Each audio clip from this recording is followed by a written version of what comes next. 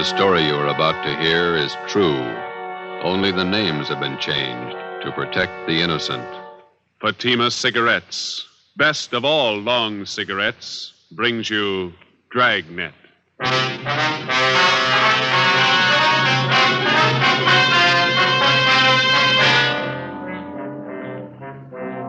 You're a detective sergeant. You're assigned to robbery detail. Vicious gunmen have committed assaults, robberies, attempted murders.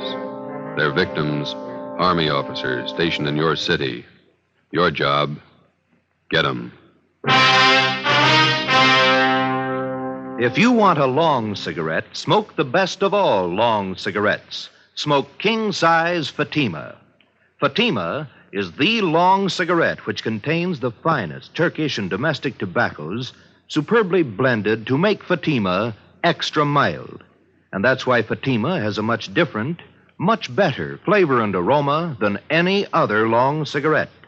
That's why Fatima has more than doubled its smokers coast to coast. So enjoy Fatima, the best of all long cigarettes. It's wise to smoke extra mild.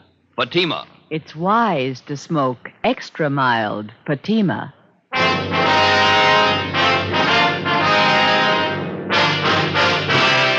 Dragnet, the documented drama of an actual crime.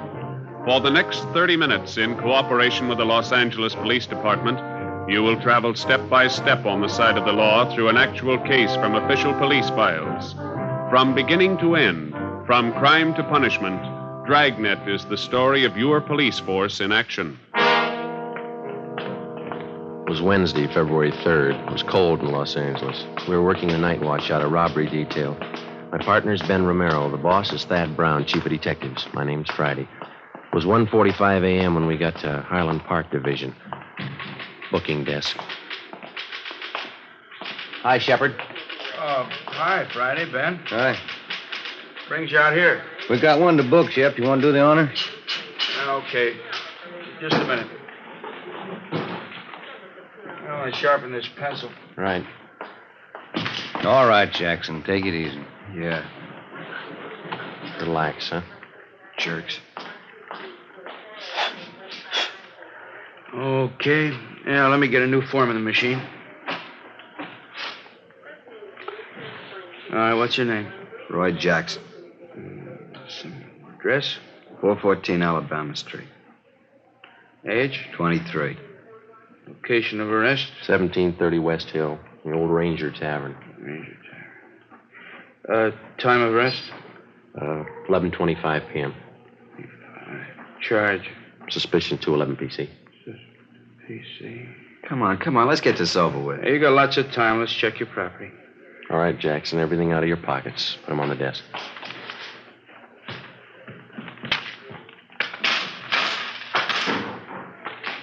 What about my keys? You won't need them for a while. Put them on the desk. There. Oh, you forgot your watch. Take it off. All right. Yeah, that ring, too. Yeah. That everything? I'll shake him down. Yeah, that's everything. Okay, let me list it here. 1 brown man's wallet. Contents. I'll call them off to you, huh? Okay. 1 black pocket comb. Pocket comb. Got that? 1 keychain and ring with 5 keys. Good luck charm on it. 5 keys. Good luck, chum, yeah? Let's see, there's 10, $11.63 in cash. 11.63. 1 man's wristwatch, Waltham. 1 man's ring. You got that? Yeah. Yellow metal, the ring. Ring. With a white stone. Yeah, It's a diamond ring. That's gold. 1 man's fountain pen. Fountain pen. That's it. Yeah, okay. Just put all the stuff in the envelope.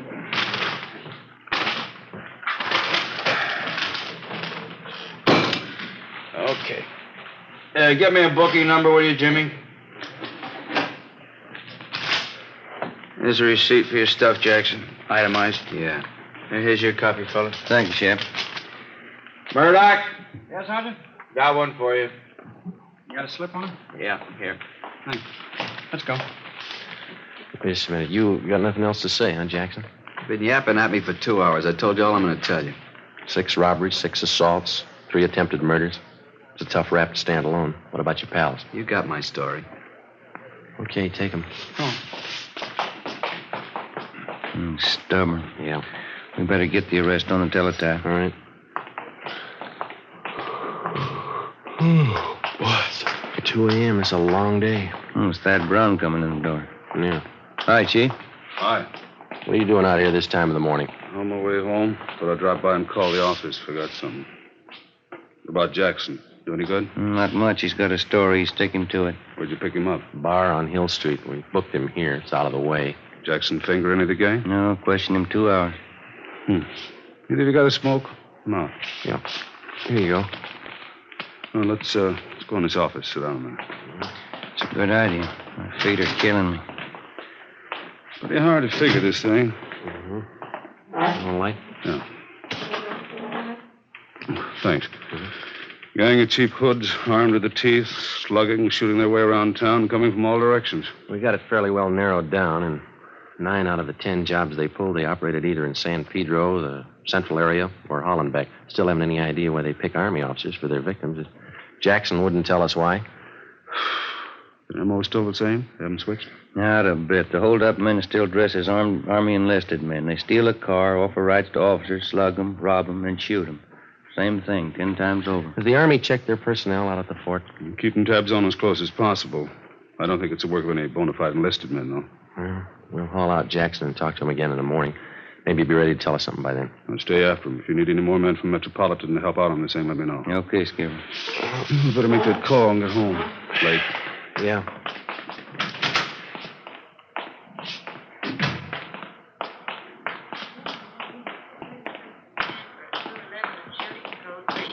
Attention, all units, code 3. What was it, code 3, Shep? 31st and Stafford, 211 and shooting. Chief Brown, Ben, and I got to the scene at 2:20 a.m. An ambulance was already there, along with 2 cruiser cars and a half a dozen curious onlookers. Lying face down on the dirt road about 15 feet off Stanford Avenue was a man dressed in an Army officer's uniform. He wore first lieutenant bars. His blouse had been half ripped off, and the side of his face was bruised and swollen. The back of his head showed the results of a vicious beating. There were 2 bullet wounds in his left shoulder. A few feet away, sprawled out on his back, was a major. He'd been brutally beaten, but he was still conscious. While the ambulance attendants gave first aid, we questioned him briefly. Both bodies were lying 30 feet from the interurban railway tracks. Feel up to telling us how it happened? Hit me on the mouth with a gun. Can't talk too well. No, don't try to get up, Major. That was Lieutenant Kelly. He was with me. He'll be okay. They're getting him in the ambulance.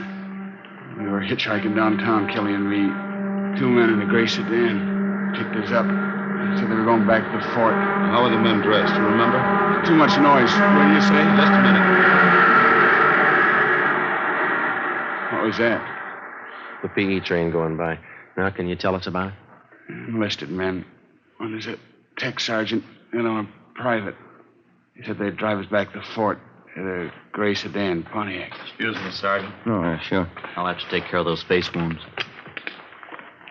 You can go ahead. Okay. Did you see the license number on their car? Too dark, no. Gray sedan. Pulled guns, stopped the car here. Took our money, everything. This'll sting a little. There, it's good. You think you'd recognize the men if you saw them again? One was tall, 6'2", I guess. Think I know. They shot Kelly. He tried to run. They shot him. How is he? He's okay. Is there anything else you can tell us about the men? Ambulance is ready. Or take him. We can talk to him later. All right, Rob. Yeah.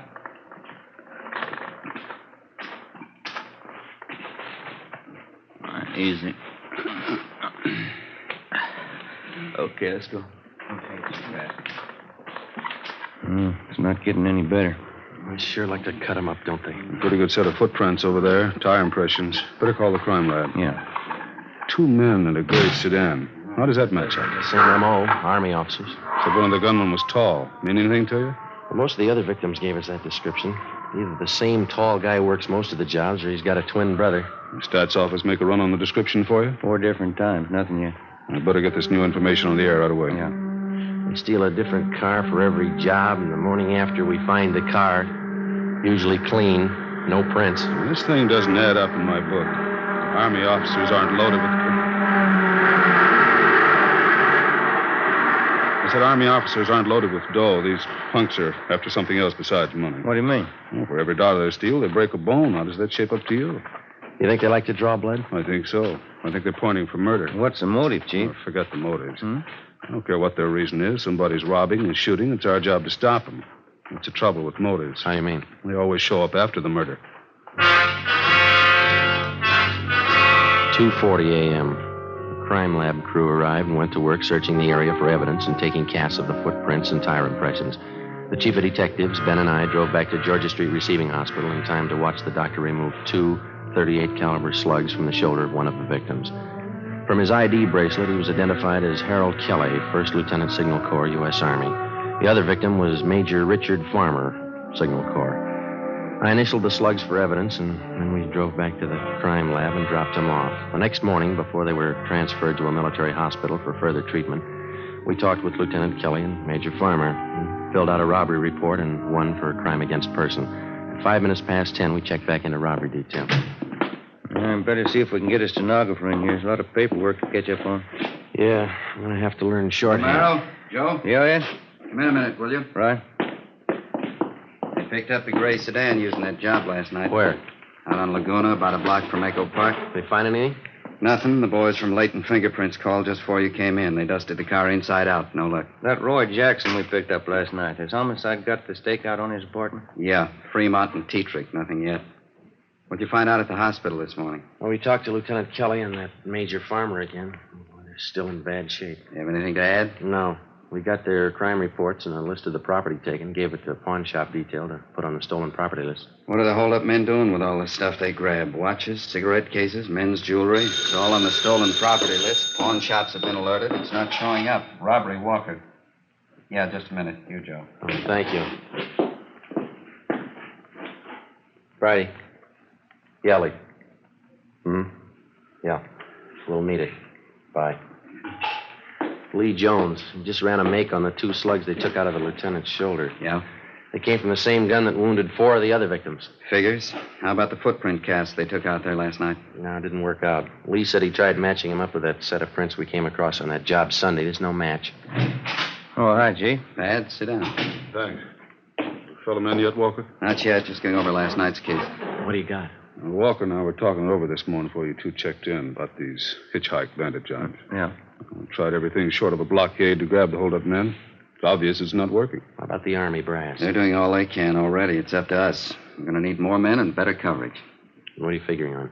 System decoys planted around the city and every area these hitchhike bandits have been operating in. Gonna take a lot of men, isn't it? Be worth it if it pays off. About 50 or 60 men should do it. They'll be dressed as second lieutenants all the way up to colonels. They'll travel in pairs. Mm-hmm. They're going to bunk out at the fort? If we can arrange it, yeah. They'll be instructed to hitchhike their way around town. Bulk of them will operate between 8 p.m. and 6 a.m. What kind of support are they going to have? You men in robbery and homicide. I'll have a special detailed cars from Metropolitan Unit to help cover the unprotected spots. When does it start? Tonight.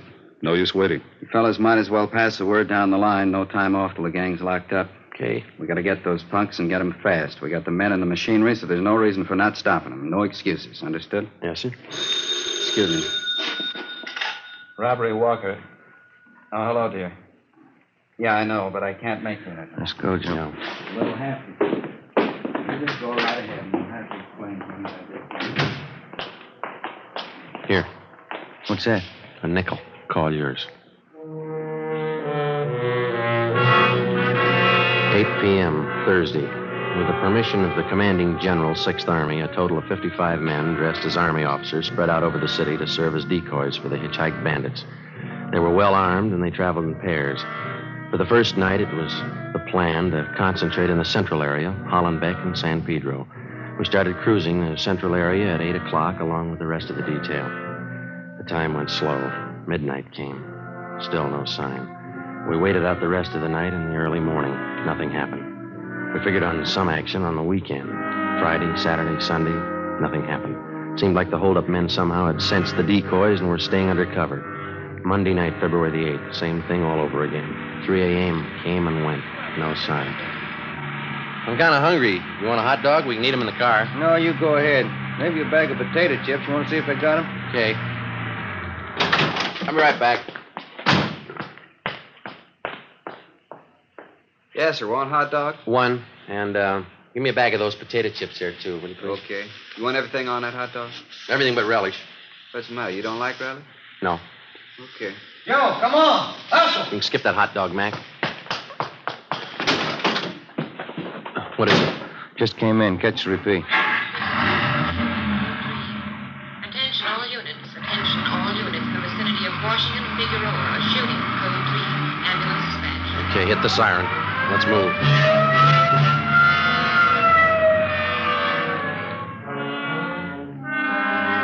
When we got to the scene, neither of the two victims were identified as police decoys. One of them had already been placed in the ambulance. Ben went over to talk to him. The second victim was still lying in the street, his chest riddled with bullet wounds. Two figures bent over him, an ambulance attendant and a priest. That heavenly Jerusalem where God shall wipe away the tears from your eyes, where there shall be no more sorrow, no more sickness, no more death, where you will live forever in possession of that happiness which the eye hath not seen nor the ear hath heard, neither hath it entered into the heart of man what things God hath prepared for them that love him. Same as that up, Joe. Hitchhike man. Yeah. Our other victim can't help us much. How about this man? Oh, wait a minute. In the name of the Father, and of the Son, and of the Holy Ghost. Amen. There's your answer.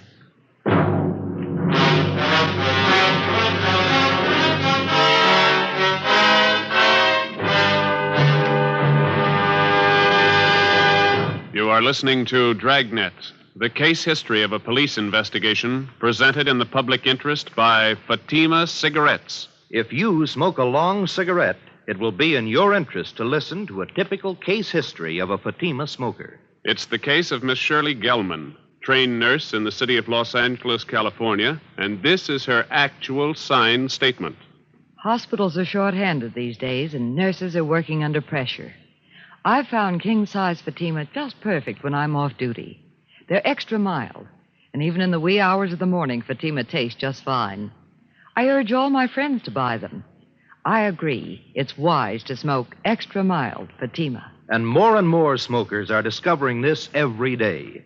Actual figures show Fatima has more than doubled its smokers coast to coast. So enjoy Fatima yourself. The long cigarette, which contains the finest Turkish and domestic tobaccos, superbly blended to make it extra mild. You will prefer Fatima's much different, much better flavor. You will agree.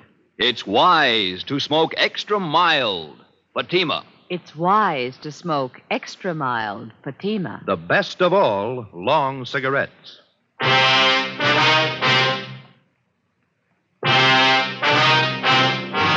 Wednesday, February 10th. At the inquest, the murder victim was identified as Marine Corps Lieutenant Robert Paul Lawrence, age 24. The bullets removed from the body at autopsy were taken to the crime lab where the ballistics men ran them through. They were fired from the same gun used in the previous hold-up shootings by the hitchhike bandits. The companion of the victim at the time of his murder could add little to what we already knew as far as the descriptions of the gunmen were concerned. The following morning, Ben and I drove out to the home of the murdered man to interview his father, a colonel, Marine Corps, retired. Black wreath on the door. Yeah. It's a big house, isn't it? Mm-hmm. Yes, sir? Police officer, sir. This is Sergeant Friday. I'm Sergeant Romero. Oh, yes. I saw you the other day at the inquest. Yes, sir. We hate to bother you again, but we'd like to ask you a few questions. Yes. All right. Will you step in? Thank you. This way. He was a small man, well-built, with thick snow-white hair combed straight back and a neat white mustache well trimmed. He walked deliberately with his shoulders thrown back as he showed us into a large living room richly furnished. A picture of the Battle of Belleau Woods hung over the large fireplace. The rest of the pictures in the room were of famous Marine Corps officers. Now, gentlemen, how can I help you? It's about your son, Robert. We didn't want to bother you at the inquest. Yes. I guess I don't have to tell you. Bob's death was a blow. Yes, sir. He's been staying here with me from time to time since my wife died last year. House this big needs people. Just myself, the wife gone. Yes, sir. We'll only take a minute. You see, everything had been taken from your son, and we'd like to find out if you know what personal property he was carrying at the time he was... Well, I don't know. I guess he had the usual things, a few dollars, his wallet, St. Christopher medal, silver, his watch. Was the St. Christopher medal valuable? Oh, not too much, no, not monetarily. And that watch? Well, yes, that was worth something, a pocket watch. I gave it to Robert when he was commissioned at Quantico. That's his graduation picture on the mantel. Here. This is Robert. Yes, sir. Mm-hmm. Fine boy, Sergeant. Robert was a good Marine. You think you could describe the watch for us? Gold pocket watch. Cost quite a bit when I bought it for him. There's some engraving on the inside of the cover. What is it? Says from an old Marine to a young one. Signed Dad. Mm-hmm. Anything else about it, sir? Very fine jeweler friend of mine made the watch. It has small chimes inside. And when you push the lever on the side, it chimes the hour and nearest quarter hour. Very clever. Yes, sir, I see.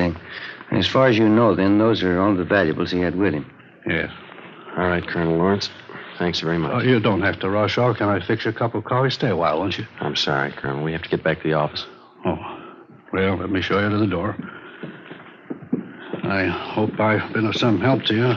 You're not feeling too well. You've helped a lot, sir. Thank you. Thank you. Goodbye.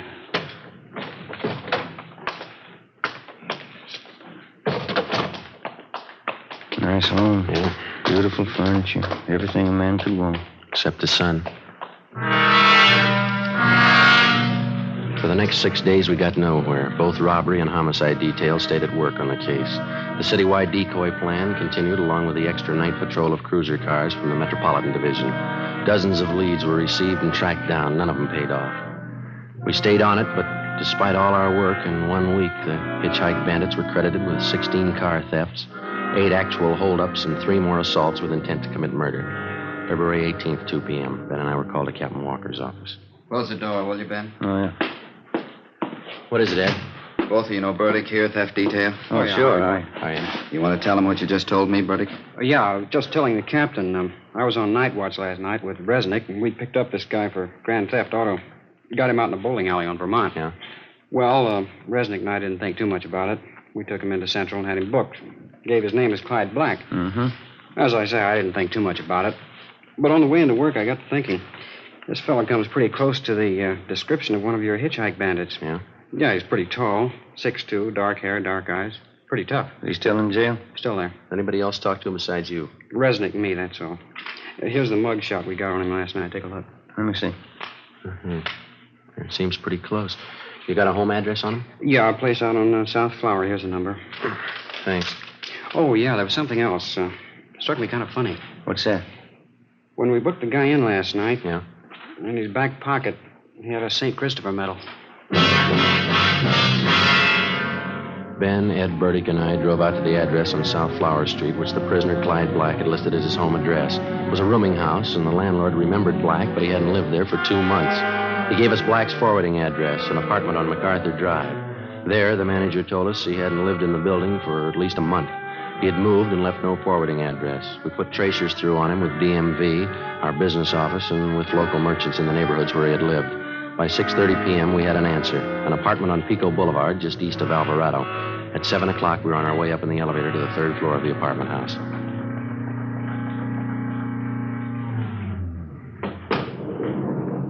It's number 307. Must be down this way. Come on. Pretty run-down place. Musty. Yeah. This is it, 307. Somebody's in there. The apartments have back doors, Joe. You want me to cover it? Yeah, you better hustle. Right. Okay.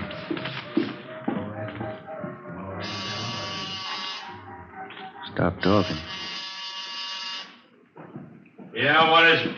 Mailman, registered letter. Okay. Give me. Police officers. Move you guys. Hands up, Joe. Yeah. Hey, they're going out the back, Ben. Watch it. Burdick's got him stopped out back. All right, you now cut it. Let me go. I said, let me go. That's one of them. One more, Joe, here. There were 3. All right, let's go inside. Come on. Come on.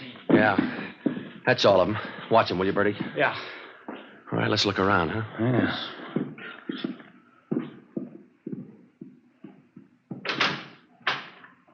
Take a look. Yeah, enough uniforms for an army. Before we left the apartment, we searched it thoroughly and found dozens of personal valuables, watches, rings, and wallets. There was also a .38 caliber Colt. We took the 3 men downtown and booked them at Central Jail. Then we dropped off the gun that we found at the crime lab for a ballistics check. 8:35 p.m., we brought suspect Clyde Black to the interrogation room. Captain Walker, Ben, and I confronted him with the evidence. Here you are, Black. Take a look at these.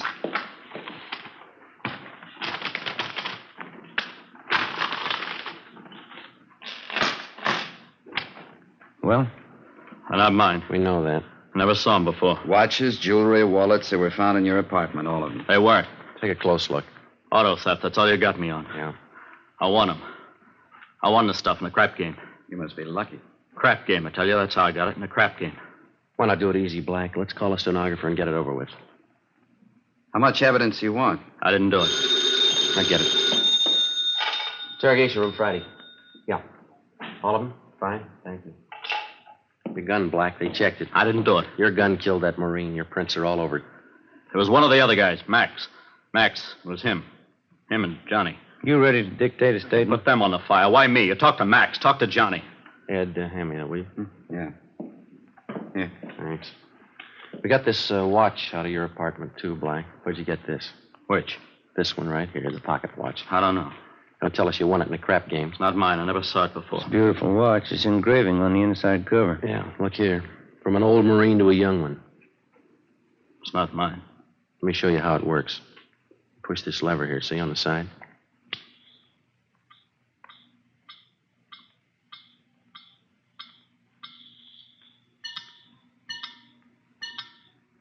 Now, how about it? I hated them. I hated all of them. Everything about them. That lieutenant. I had to kill him. He was going to get away. I had to kill him. I had to. Why'd you pick on officers? They had it coming. Pushing guys around. I hated them. I hated every lousy bum in their bodies. I'll get the stenographer. Yeah. Then knock off and go home. You too, Ben. I had to kill him. I hated him. I'll tell them that. I'll tell them like I told you, just like I told you. Yeah, they'll believe you, mister.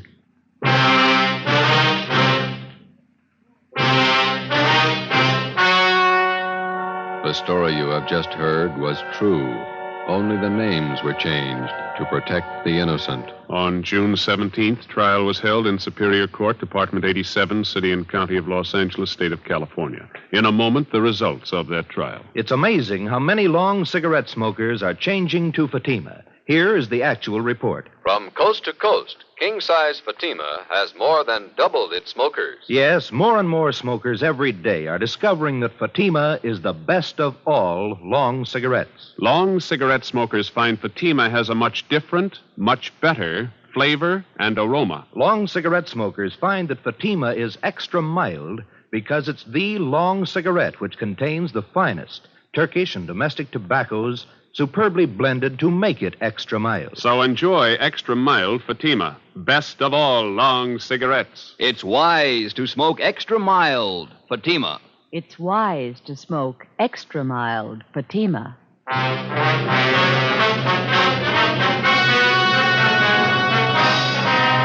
Clyde Black and the other 4 members of the Hitchhike Bandit gang were tried and convicted in Superior Court on 1 count of murder and several counts of robbery and assault with intent to commit murder. All 5 are now serving life terms in the state penitentiary. You have just heard Dragnet, a series of authentic cases from official files. Technical advice for Dragnet comes from the Office of Chief of Police W.A. Wharton, Los Angeles Police Department. Fatima Cigarettes, the best of all long cigarettes, has brought you Dragnet from Los Angeles. You're tuned for the stars on NBC.